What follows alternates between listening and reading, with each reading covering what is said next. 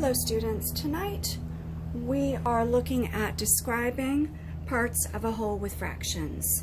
And while we go over this, I'm going to talk a little bit about the vocabulary with fractions and how those relate to the components of our fractions. So numbers 1 through 8 ask us to write the fraction of the figure that is shaded. So we've learned in class that a fraction has two parts. It's got a numerator, which names the number of parts we're counting on the top, and it's got a denominator, which shows us the total number of equal parts that our whole is broken into.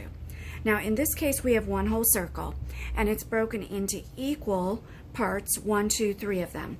So we put the total number of equal parts on the bottom of our fraction. It's asking us to count the number of shaded parts, and the number that we count is always up top in the numerator. There's one shaded part, so 1 out of 3 parts in this circle is shaded. We've talked in class a lot about the fact that for a fraction to be a fraction, it first has to start with one whole divided into equal pieces.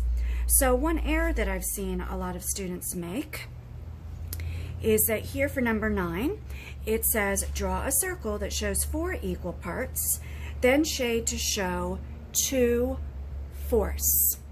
So a lot of students will draw a circle